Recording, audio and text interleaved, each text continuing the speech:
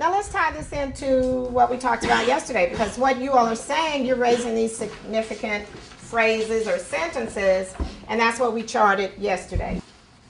All right, so let's just write on that for a few minutes. You're zeroing in on the significant sentence that you selected, or phrase, and you're asking yourself, why did I choose it?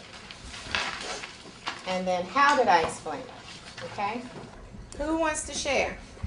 All right, we're listening. I selected phrases that stood out to me and made me think personally. Phrases that held power were important to me. I explained the phrases by thinking about the deeper meaning behind each one and think about why Sojourner Truth has said. I decided to choose these significant phrases by using the sentences that stuck out to me and looking for the rhetorical devices. I also look for grammar and punctuation. For example, look at me, look at my arm. Or, because Christ wasn't a woman.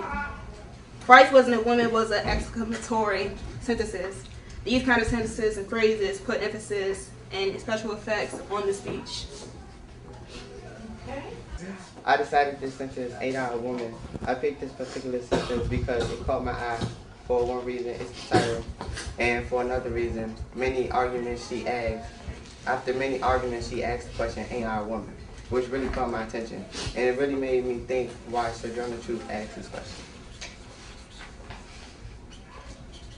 Okay. Anyone else? Anything else?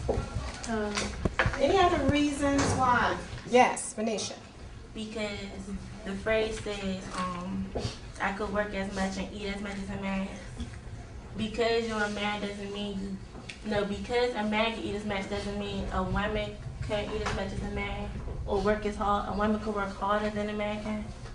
So I can relate to that probably good. Okay. Okay. So you saw a personal relationship there. Okay. Let me write that down so we won't forget. Okay. Anyone else? Just go ahead and start since my back is turned. I picked the most controversial parts in the speech where Sojourner Truth said, what she was talking about, when she said, then that little black man here said the woman can't have as much right as the man. And she said, where did your Christ come from? From God and the woman. So that part to me was like brought my attention more because I guess she was trying to explain for people's petty excuses for why she can't have the same rights. I guess she was proving that without a woman, none of you would be here. So this is why I deserve my rights. Why did you say it was controversial? Because like people don't know who Christ is and what he looks like. So for them to assume that Christ is a man, she's saying, where did your Christ come from? Basically what she's saying is that Christ didn't just come from nowhere. It came from a man and a woman. So she deserves rights because without a woman, none of this would have happened. Yes, Derek.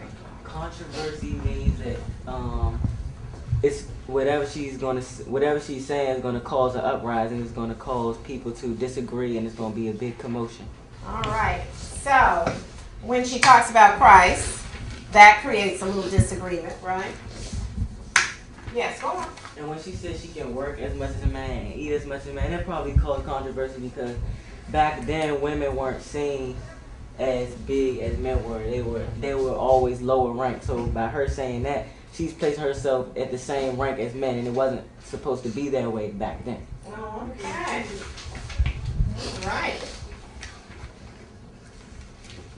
Anyone else? I saw another hand. I think that quote about I can work as hard as a man and eat as much as a man may have offended some men because of the way they felt about women at that time. They felt like, oh, she thinks she's as good as me. That emasculates me, you know. So. Okay, so there's that controversy, that give and take. Okay. She's comparing herself to a man. She's stepping out in the role of a woman. What else did you say? Anything else? Anything else in the way she addressed the man?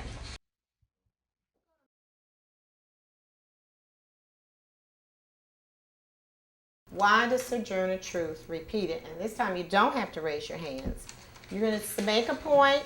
Anyone else who wants to jump in and add to it or disagree or explain, you just wait till no one is speaking and then say what you have to say. So that's why you needed your notes.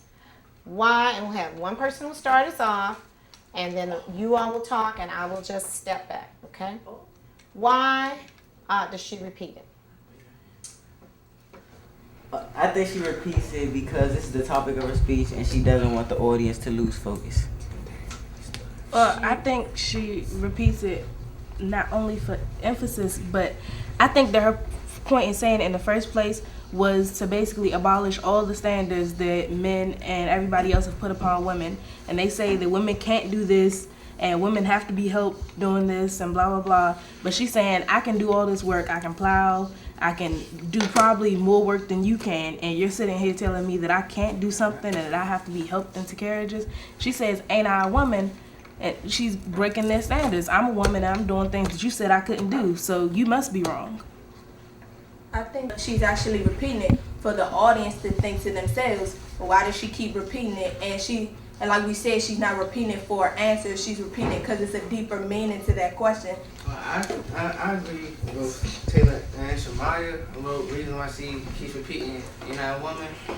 But I think it's also because she wants to make the audience think. Like, here she says she can do many things, and she keeps repeating the phrase, ain't I a woman? We're clearly aware of that you are a woman and a lady, but yet you can do all these things that the average woman may not be able to do. I think she asked ain't I a woman also because she wants the people in the audience, maybe if they've never had the thought of like they can be equal to men, she wants them to have that perspective in their mind that they can be equal as she is or she's trying to portray herself as. So I think the purpose is like to show them that she can do it. If anyone else can do it, if she can do it as well. I think that she was trying to change the audience's mentality. The people in the audience were so used to being pampered and treated all helplessly and stuff, where she had to do everything on her own. So I guess she's trying to make them seem like she's trying to say, oh, you can't do it, I can do it. So they're gonna be like, oh, I can do it too. So she. Well, it was a feminist convention, so they already felt like that. But I see what you mean though. Just saying that I see. To break what they're used to, Right. So they can. I agree with Taylor, and I think that she was really saying ain't I a woman, but it meant different things. Like, she wasn't just asking ain't I a woman, she was trying to break all the standards like Taylor said. She was saying that I'm a woman, but I can eat all this, and I can work this way, and I can do all this. But then she says, I'm a woman, and how come nobody ever helps me into carriages or over mud puddles? She's saying, like, I can do all this stuff, but if I'm a woman, if I'm dainty and lady, how come nobody ever did this stuff for me or didn't do that for me? How come if I'm a woman, I was treated differently than all the rest of the women? I think she's trying to express the contradiction, this main contradiction in the speech. I really don't think she's speaking for herself, but for the variety of African American women during this time. And a quote that she says, she points out the man over there, which is probably in the crowd. He says that women need to be helped to carriages and lifted over ditches and to have the best place everywhere. And she expresses this contradiction by stating, nobody ever helps me into carriages or over mud puddles. So that's what she's doing. She's speaking for the black women. I was gonna say that too. I think she was trying to bring up like the contradiction of what society was going on in society, because she said, like as I was saying before, there was a certain definition of what a woman was supposed to be or how they're supposed to act, or and so basically she didn't have all that. She was basically, as a slave, she was like, she had the title of a man and she did the work of a man. So basically it brings up like how their philosophies contradict each other, because they say a woman is supposed to be feminine and this and that. but she was playing the role of a male. You said that She wasn't isn't speaking. explaining a specific type of woman. She's saying women. I think she is because she's talking about should not get helped over carriages and blah. She's referring to white women. So I think this is addressing. Well, it's addressing white women. I mean, it's addressing men, I guess.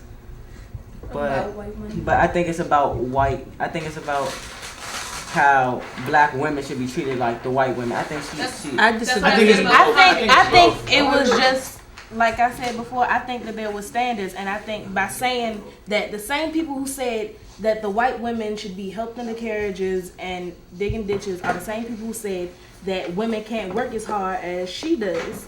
And so if they're the same people who said that, and they're the same people who said that women can't have rights, and she's proven that other standards wrong, so that means the women should have rights. I don't think she was there just for the rights of African Americans or African American women. I think what she was trying to say is that all these, how women are being helped is basically a crutch for them not to be able to do on their own and do for themselves. I think she was there for everybody as a whole, all women, black, white, whatever you are, to be able to do for themselves and not be looked at as little as like being less than a man, that you can do equally as anybody else. And she was not only there for herself, she was there for every woman, not for only African American women.